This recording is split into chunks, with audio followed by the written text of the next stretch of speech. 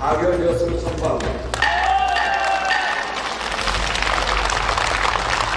Value their democracy. They fought for it, some died for it. And although they may be questioning just how robust it may be, they've turned out in their thousands to protect it. 현재 대한민국의 계엄령 사태 이후 전 세계 외신이 이를 일제히 내보내고 있는 상황입니다. 그러면서 한국 국민들의 행동을 비추고 있는데 매우 놀라운 의견도 제시하고 있습니다. 한국에서조차 생각하지 못한 것들을 이야기하는 전 세계 각 언론 반응에 대해 살펴보겠습니다. What does he mean? Very few shreds of evidence given to why he declared martial law.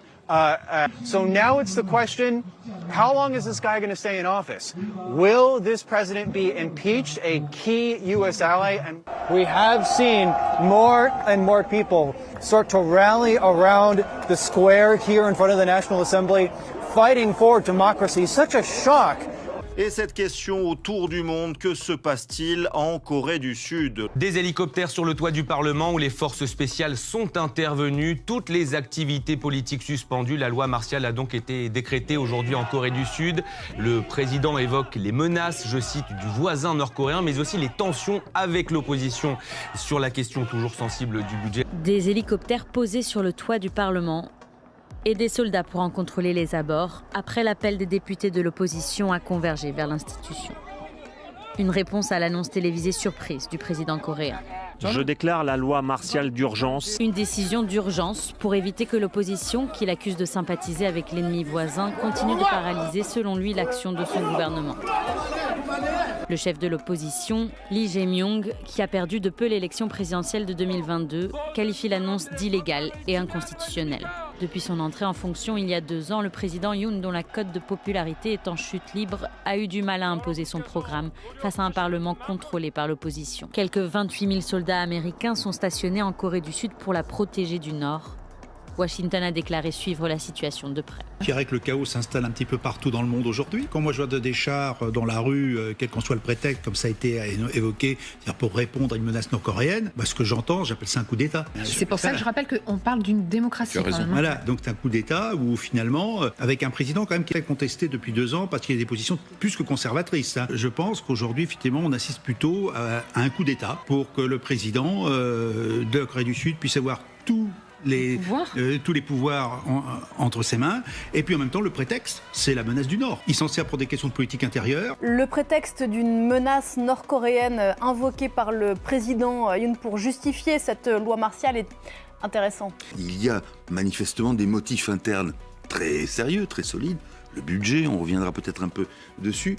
Mais l'utilisation d'origine ou de motifs extérieurs, enfin externes, est intéressante parce que ça renvoie à ce qu'est à la fois le personnage de Yoon Suk-yeol et de l'histoire de la Corée dans ce domaine-là. Et la tentation, si vous voulez, la tentation autoritaire, la tentation de la manière forte, c'est quelque chose qui a longtemps tenu le dessus du panier en Corée du Sud, parce qu'il y a eu la guerre de Corée, parce qu'il y a eu ce que les Américains avaient imposé dans un pays qui était aux avant-postes de la lutte contre le communisme. Bon.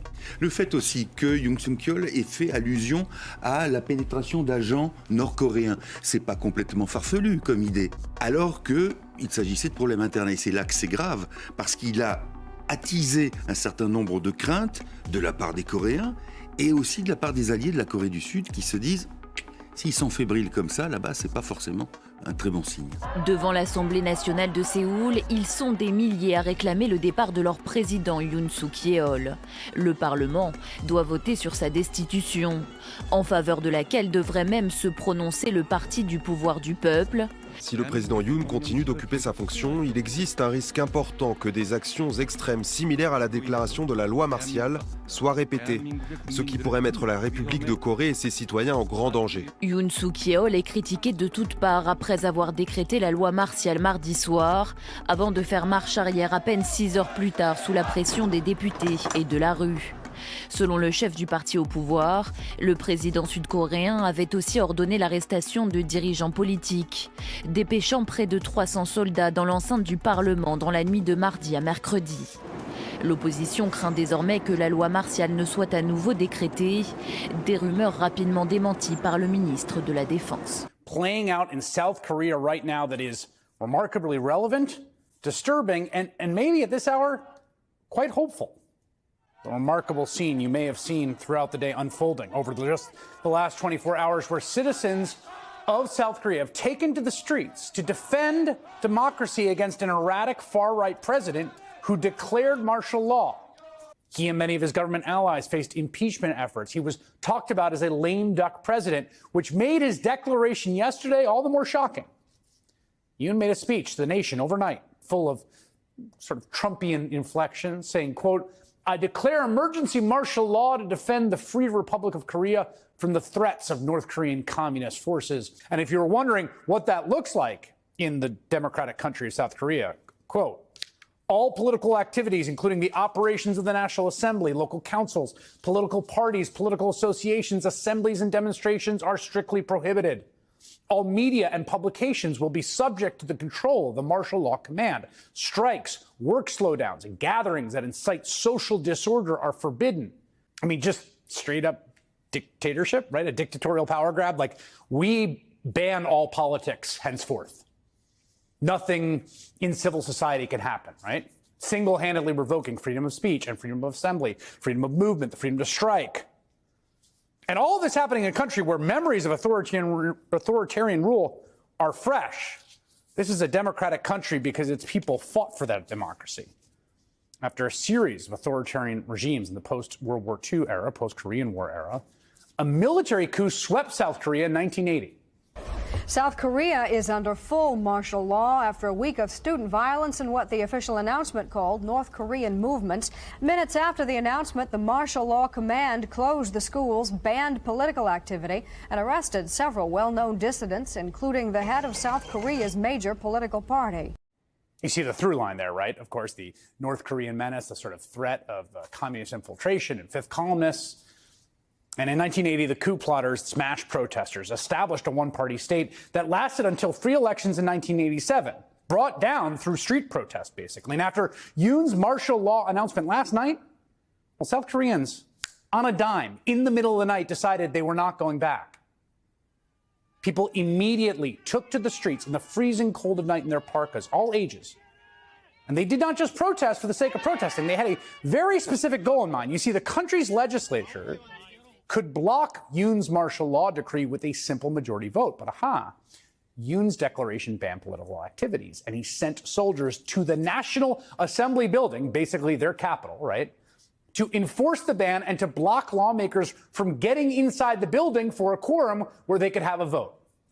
And so what do? You get visuals like this, as civilian protesters teamed up with those lawmakers who rushed to the Capitol to help them scale the Capitol building and get inside to cast their votes. It was, as one commentator on social media put it, a reverse January 6th, right? Breaking into the Capitol to vote to save democracy, working together to get the National Assembly to vote to overrule martial law. And it worked. Within 3 hours of Yoon's speech, a quorum of lawmakers, I believe 190 of them, got into the building. They forced a vote to reject his martial law declaration. A unanimous vote, as the AP noted. All 190 lawmakers who participated in the vote supported the lifting of martial law. Immediately after that vote, television footage showed soldiers who'd been stationed at Parliament leaving the site. And 6 hours after he declared martial law, as the sun rose over Seoul, President Yoon Suk-yeol backed down. My bad. Maybe not. He lifted his order. The protesters are celebrating. Many are calling for Yoon to resign or be impeached. In fact, the opposition party is drawing up impeachment articles, we understand, at this moment. Incredible stuff. Exciting, inspiring, energizing to watch everyday Koreans. I mean, all ages. People, I think, from what I could tell from the reporting, whose politics were really kind of all over the place, come out to stand up for democracy. Grandmas in their parkas in freezing temperatures, standing up to armed soldiers in their faces, literally pushing their lawmakers to pass a law saving their democratic institutions. It's a different country, different constitution, different traditions. I think there's a lesson there for us, right, Americans in 2024. Crucially, a reminder that in the end, the last bulwark of democracy, people themselves, working with and through an elected opposition unafraid to do the right thing.